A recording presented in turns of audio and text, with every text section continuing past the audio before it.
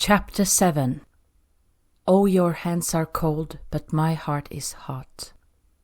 Anna Veronica leaves the summer house a few days earlier than planned. She does not get as much writing done as she had hoped for, but their dog Odin, the sweetest, most loving and compassionate being on this planet, has fallen madly in love with her sister's dog, which is on heat. When Anna Veronica talks to her mom on the phone, she can hear him howling in the background, long passionate howls, and her mom tells her that he sometimes begins early in the morning. Also, in spite of his old age, he has managed to run away from her mom on one of their walks in the forest. In other words, Odin is not his usual self, and even her old dad calls her a little later to say that she must come back as soon as possible because the dog has gone crazy. Anna Veronica cannot help but laugh at the whole scenario, but starts packing her things right away and cleans the summer house so that she is ready to leave early next morning. When she is done, there is still time for a walk before it gets dark. The spring evenings are becoming longer and lighter, and Anna Veronica loves spending time in nature at this time of the day, as it comes with a rare sense of calm and silence. She decides to walk through the forest to the small path that leads down to the smooth coastal rocks by the sea and back along the shore to the summer house. Anna Veronica knows this route so well. She has walked here countless times before. The old, overgrown tractor road leads her into the forest. It looks more like two parallel dirt paths, well hidden in the tall grass, and is hardly used by anyone anymore. She lets her eyes wander. The small white birch trees are almost like old friends to her. The green lush moss and grass covering the large stones make her think of the fairy tale book she has written, where stones are alive and can talk. Anna Veronica breathes in the fresh air and takes in the scenery as joy fills her heart. Everywhere the forest is coming to life, with fresh green leaves sprouting on twigs and branches of trees and bushes. In a week or two it will all be a magnificent firework display of light and green, as if nature herself is celebrating life. Not much compares to this time of year. A fine, tiny, almost still-standing creek runs parallel to the long-forgotten road, and Anna Veronica stops by a small pond to watch the still, shiny water. Just as she thought, when taking a closer look, she can see that it is full of busy little tadpoles, swimming frantically while moving their tiny black tails. Anna Veronica smiles at a childhood memory. She, her siblings and cousins used to spend hours collecting tadpoles in small buckets when they were little. They would check on them throughout the whole day and were always sure to put them back out again in the evening. These tiny little beings were, after all, going to grow up and become real frogs one day. Anna Veronica comes to the small burned wood sign with an arrow pointing towards the sea. It is partly covered by bushy green plants and is worn from wind and rain. It strikes Anna Veronica that the sign almost seems to have become part of nature. She turns left away from the road and walks down the narrow, curving path leading to the sea. There is not a soul in sight. She wonders how many people know about this place. It cannot be many. Down by the shore, Anna Veronica walks out on the large, smooth rocks that almost seem to grow up from the sea. A smile lights up her face, and her body is filled with joy. She closes her eyes. When she opens them again, she breathes in deeply and takes in the view of the deep blue fjords surrounded by high mountain peaks, some of them snowy, and part of a mountain range stretching further than the eye can see. If only she could describe the beauty of this place. Anna Veronica sits down to relax. She wonders about the life of her grandma. Did she ever sit here and ponder about life the same way that she's doing right now? Did Grandma's mom, Anna Veronica's great-grandmother, do the same? Did all her ancestors do the same? Were they really going through the same things in life, sharing the same feelings? Did Grandma ever sit here and think about her little brother? Did she cry about the loss? Anna Veronica feels a rush of sadness, like a wave of energy through her body, and knows. Of course she must have done that. She wonders, though, is her own life in many ways a mirror of the lives of those that came before her? Does she carry their memories inside her, their DNA? Anna Veronica is becoming more and more curious about these things as she tries to understand the twin flame connection and the journey she is on. Anna Veronica stretches her neck and moves her head from side to side. Then her mind drifts back to the time when she came back from her second visit to France. Back in Denmark, Anna Veronica is determined to move on with her life and forget all about a life with Jacob. He has made it all so clear that he never wants that. Still they continue to write to each other, both happy that they can be friends. The truth is that neither of them can really figure out how to be just friends, but Anna Veronica is resisting. Why would she want to continue having a thing with a married man? She's becoming more and more frustrated with herself that she cannot just let it all go. If only they did not have this connection. If only they had not spent that first time together in perfect union and bliss. If only she did not feel the way she did about him. If only this last disastrous trip did not end with the two of them spending a lovely time together after all. If only she was able to let go. But she cannot, and neither can he. Every now and then Jacob still suggests that she wrestle another woman. Anna Veronica thinks about it quite a lot and remembers his words very clearly. It will be good for you to get some release from all those years of suppressed anger. There's nothing wrong in that, and I don't mean it in a negative way. It's a natural part of being human. I hope you don't view me as narrow-minded. Unresolved anger is very destructive.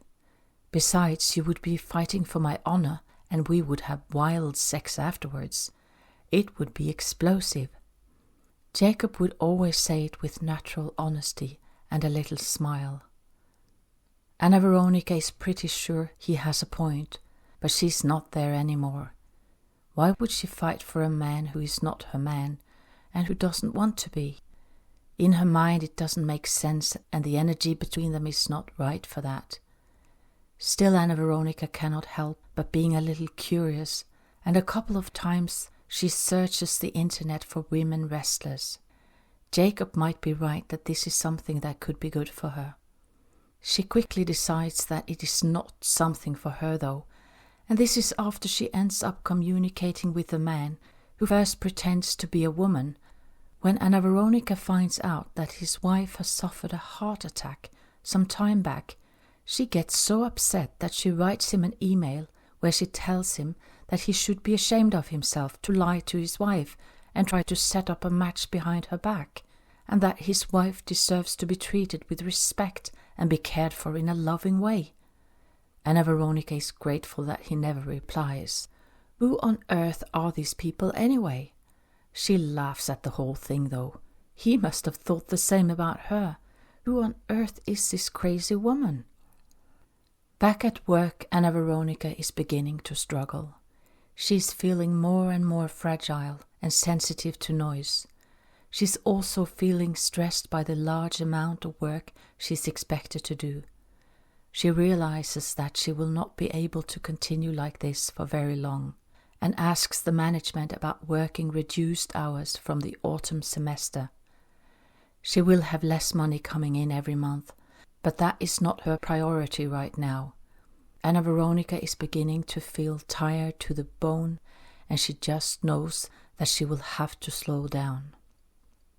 That spring, a group of people in the northern part of Jutland form a camp to protest against planned fracking in the nearby area. Quite a few people live in motorhomes and caravans to show their opposition and to try and inform the local people about the negative effects of extracting gas from subterranean rocks. Anna Veronica knows very well that the world is full of important causes, but this one speaks to her soul. The idea of fracking in Denmark feels so terribly wrong. It is almost as if she can feel it in her body. Sadness, grief, and exhaustion, that is how she is feeling. Anna Veronica goes to the camp a couple of times to show her support and is happy to find a couple of sweet souls who seem truly concerned about the effect on the earth, wildlife, and the drinking water. Anna Veronica was never an activist, but this time she goes to a peaceful demonstration outside the city hall in the closest town, where politicians meet to discuss and make decisions about whether to allow fracking or not. Before the demonstration, she also drives around to friends and places that will display information about the demonstration to see if anyone would like to join. Sometime later, Anna Veronica goes to a ceremony which is arranged by a woman that she knows through the grandmother circles. She and her husband run a retreat center in the local area and are both concerned about what is going on. Alexander is with his dad this weekend, so she manages to go. It's a 2-hour drive each way, but this is something she feels strongly about, and as such she really wants to go. Anna Veronica gets up early on the day of the ceremony. She doesn't want to risk being late, so she leaves her home in good time. They have arranged to meet at a place close to the fracking site, since they cannot get into the actual area, which is fenced in and guarded by security patrols. Anna Veronica has studied the route closely, so she finds the place without any problems. Almost 30 people show up, and she knows some of them from the grandmother circles. It is lovely to see them, and they greet and hug. It is the joy of recognizing someone she knows, even if they are not her closest friends. The ceremony is led by a Maori medicine woman, originally from New Zealand. When it starts, they all gather in a large circle, some carrying their drums, and first they drum to the same beat for some time, and then the Maori woman begins to talk. She talks to the earth, the sun, the sky, the water, and the group of people who are gathered there. After that, she walks around the circle to silently greet everyone. When she comes to Anna Veronica, she stops and looks straight at her. At first, Anna Veronica thinks she seems slightly bewildered, but then her eyes fill with tears and compassion.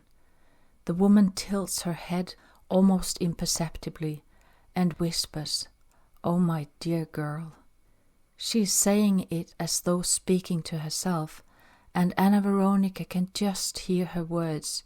She doesn't understand though, and it's not until later she realizes that this woman most likely saw the state she was in, and perhaps understood the process she was going through. After the ritual, they all jump in their cars and go to the retreat center to continue with the ceremony and to eat. Everyone has brought delicious, nutritious, homemade food to share on a big table. The center is a beautiful place in the midst of nature, and everyone smiles and lowers their shoulders and relaxes when they are there. First, the Maori woman leads them to a creek nearby, where they lie down in the water. After that, when they have all dressed, she performs an adoption ritual between a woman and a girl. They are not biologically related, but through this ceremony they now become mother and daughter. Everyone is watching in heartfelt silence, and just as they are about to go back, the medicine woman signals to Anna Veronica to come forward to the creek. She has not got a clue about what is going on, but takes off her shoes and walks into the water. The woman takes out a long red thread that she fastens to the lining of her trousers, close to Anna Veronica's belly button. Then she lowers the other end of the thread down into the water. She looks at the trees that surround them and at the people there. Then she speaks. This woman has just been adopted by Mother Nature. It's because she is who she is. Anna Veronica is too surprised to say a word, but on the inside she is questioning everything. What? What on earth was all that about? Then she surrenders. Oh dear. Another one of those mysterious shamans that can see things normal people cannot. Still, she never forgets this moment. Anna Veronica makes up her mind not to go back to the protest camp, but has a hard time letting go of the plans about fracking.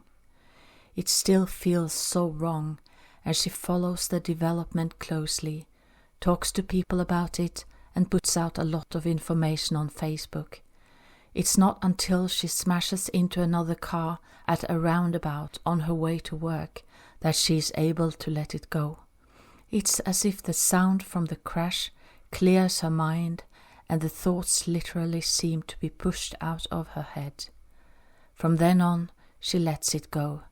Nevertheless, months later, when the whole plan is dismissed, she is one among many people who are very relieved. Anna Veronica and Jacob continue to write to each other through emails. She cannot help it, but loves to share stuff from her life with him.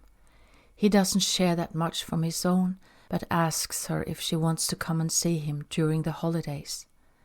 Anna Veronica is torn. She wants to go, but then again, she does not. He is still living on his own, but in her head, there is no more the two of them. He said so and never said anything else. So why bother? Still, some of his emails make her wonder, like this one. Get your big, beautiful arse back here and touch me. I still think this is a good year for you, and who knows what the future holds. Or this one. Did you get to walk up a mountain and visit Norway again? I would love to have you stay again, and to that end, would pay for your flight. Well, most of it at least. Just get the fuck over here. Smiley, smiley, smiley. Anna Veronica laughs when she reads emails like this. They are so typically Jacob, honest, funny, and straight to the point. Neither of them seems able to let go. Anna Veronica is considering taking another trip, but something inside her is resisting, and deep down she knows what it is. It is the last trip and something inside her died. She was so heartbroken and doesn't want to risk having to go through something like that again. Besides, she's still carrying some extra weight, and that is not Jacob's cup of tea. Some days later, Anna Veronica figures out that Jacob wants her to come in July because his wife will be there before that. She gets so pissed off that she grabs some nice underwear from her drawer and jumps in the car. It's a gift from Jacob. Anna Veronica is swearing and cursing as she is driving and stops at a random bus stop far out in the countryside where she throws it in the bin. She takes off straight away and continues to swear. If someone finds it, they are in for a big surprise. Maybe they will ask if only this nice underwear in this bin at this faraway bus stop could tell its story. After this, Anna Veronica only wants to get Jacob out of her head once and for all. But of course, throwing out the underwear does not make the connection go away.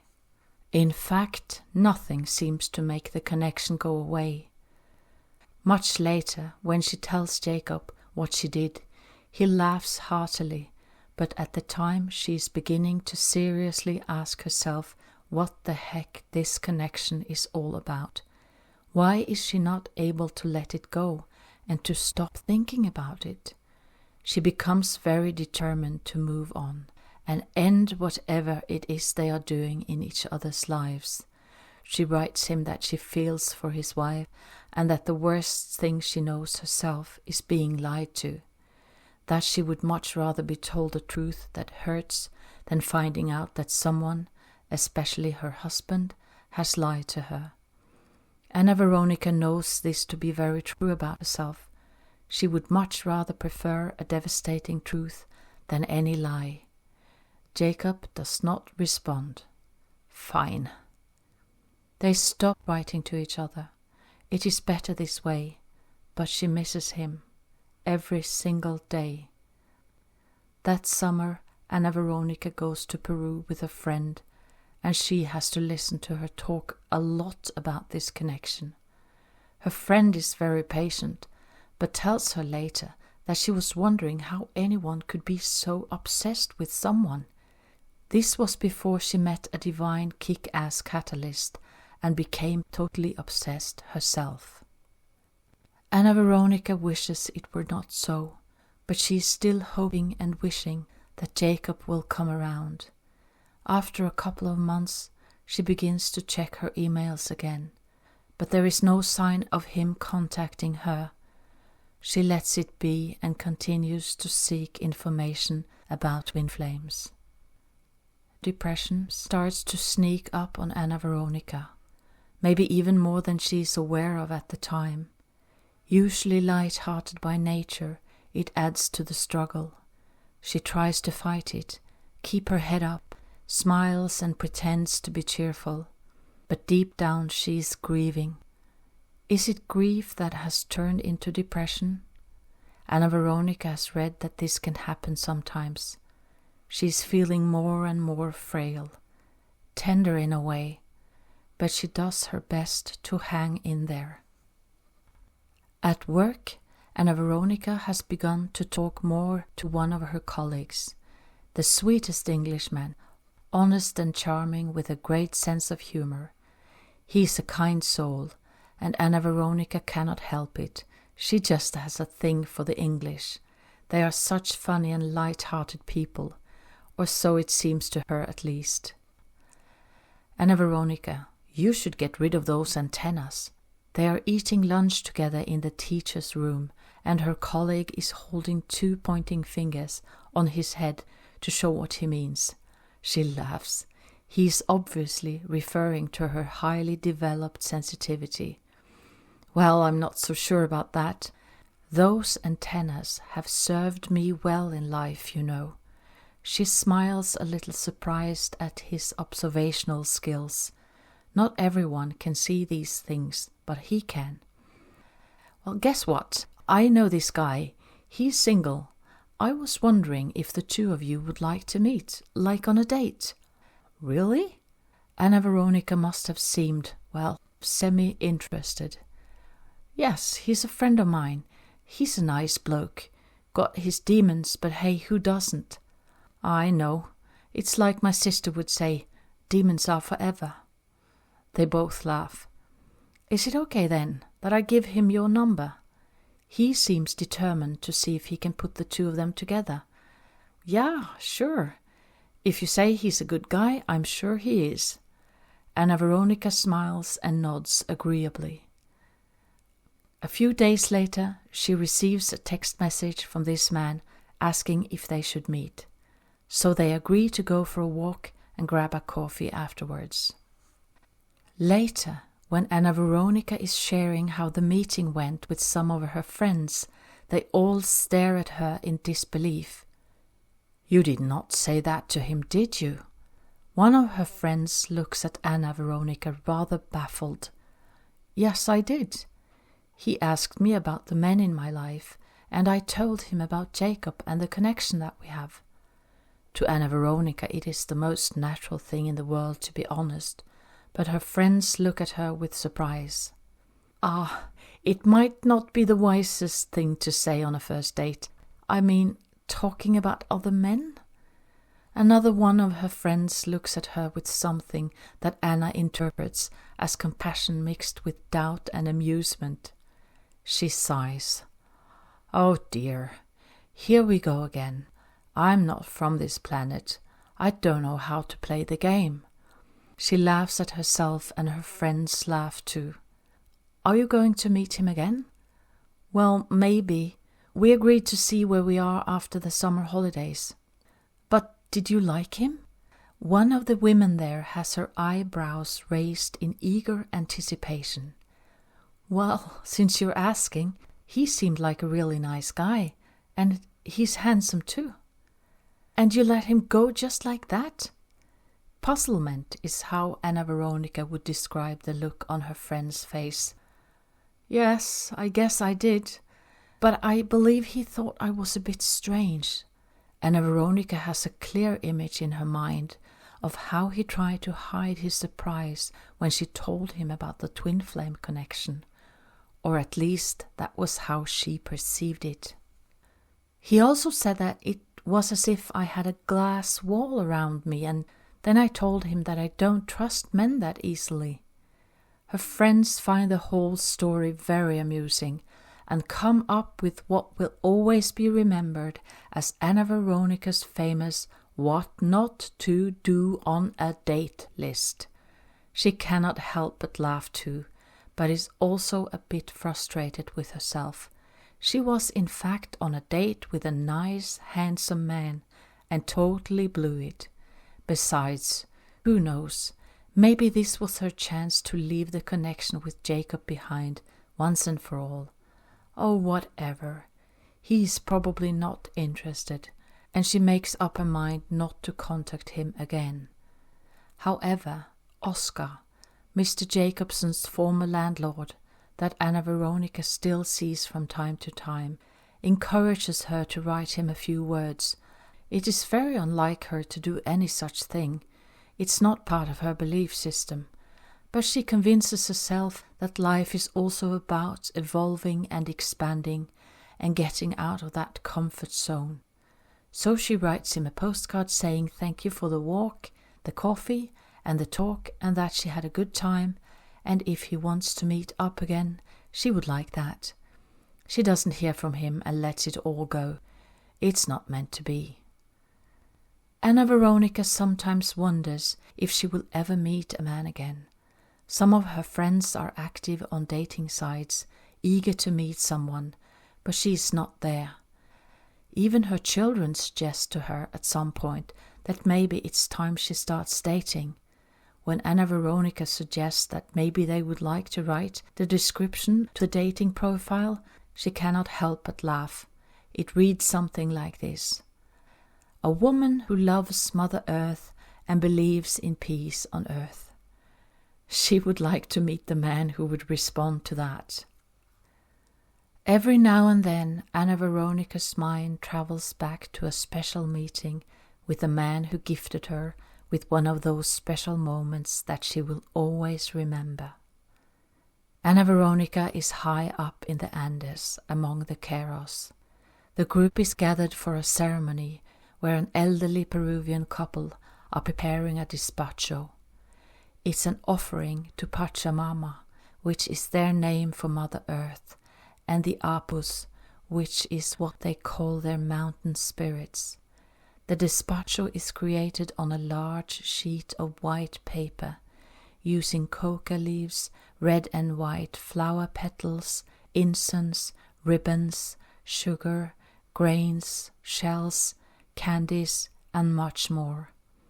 Anna Veronica is quietly observing the group of Peruvians who are casually and peacefully participating in the ceremony.